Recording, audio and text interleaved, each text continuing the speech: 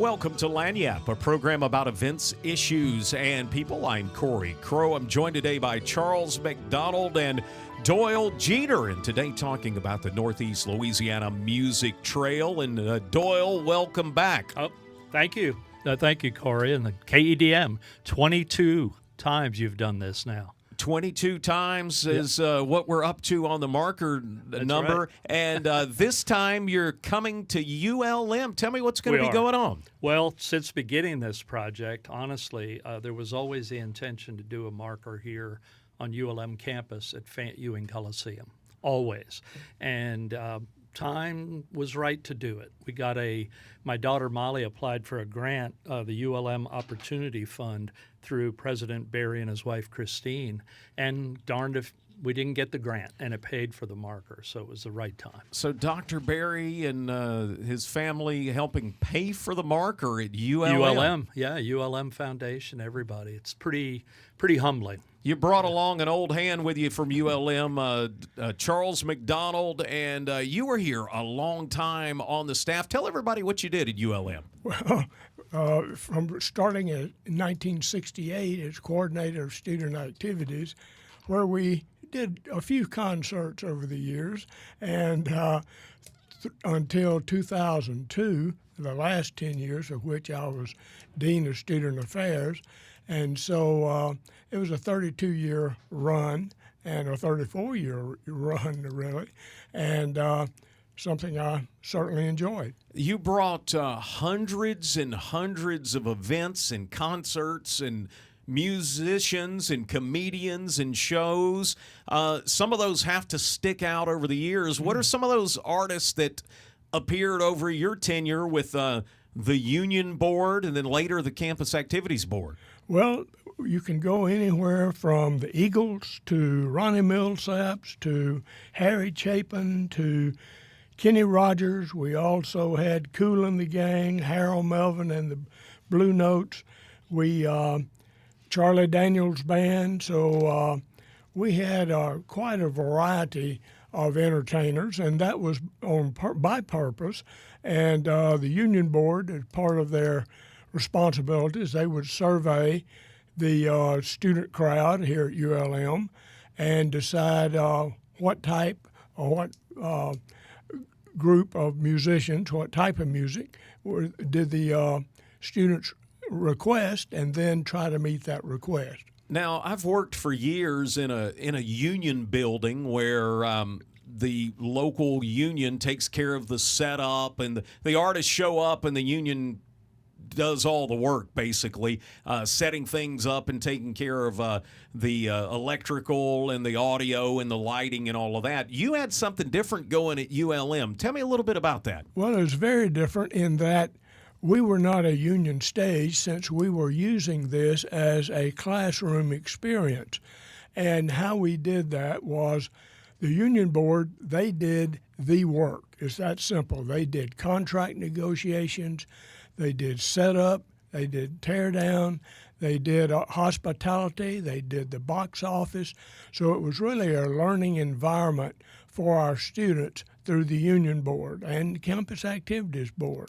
So that's how it really came about, and which was very unique to colleges, and that it was all being done with student labor. And that was also the attraction for the students. They got to meet and know the performers. They got to be around them for the entire day. When they had a few moments when they were not assisting the road managers with the setup. So that's really the story of the Union Board and the Campus Activities Board, learning and doing. You were taking a lot of chances back then, especially at the beginning of your term. There was a lot of racial stuff still going on, coming out of segregation and things like that. And you were booking a lot of black artists into the building, right? No question about it. Some of our greatest shows. You take the Ray Charles, you take Peaches and Herb, the Stylistics, the Temptations, certainly Rob Bass and Troop. It just goes on. But that was also groups that our student body wanted to see, as country western artists, or hard rock groups, or even easy listening groups. Doyle, you will place this marker, number 22 on the music trail, in front of Fant-Ewing Coliseum. It was so big that you said you could put 3 or 4 markers, and you just went double-sided on this one. We did. Tell me about what the marker says. Well, first of all, I want to say we are dedicating this marker to Charlie Mack. Whether he likes it or not. And, what he did has just always amazed me. He was crazy enough, as a side note, I got to get my plug in, crazy enough to have us Enochs cater a lot of those shows. Mm-hmm. So we got to run with the folks too. But, yeah, I mean, just an example of what he did with his direction. Sha Na Na played at Fant-Ewing, and literally within a year and a half of them being one of the headliners at Woodstock Festival. That's an example. But people, I call them more contemporary because they've been around forever, though. People like the Bangles and the Go-Go's, Todd Rundgren, any number of people I could name. Grace Slick with Starship. I was blown away meeting her. But yeah, I mean, they pushed the envelope in many ways, but a lot of rock and roll Hall of Famers, a lot of country music Hall of Famers, Grammy Award winners, crazy, Cheap Trick, new rock and roll Hall of Fame members. Some local favorites too, like Better Than Ezra, Cowboy Mouth. They had a lot of local people play, like Spring Fever concerts, festivals. Were amazing. They were cool. They got too amazing, actually. I remember seeing Stevie Ray Vaughan out there one day, and it was really example. Cool. Let's talk quickly. We've got a minute left. When's the marker going to be unveiled, and where's the big party going to happen? Well, the marker will be unveiled on Thursday, April 3rd, coming up. 5 o'clock is when we're asking people to start showing up. Unveiling will be about 5:30. President Barry and his wife will be there to speak, as will Charlie Mack. And we just ask everybody, all of the alumni. I'm an undergraduate of this university. That's why I'm always in awe of what him and his students did.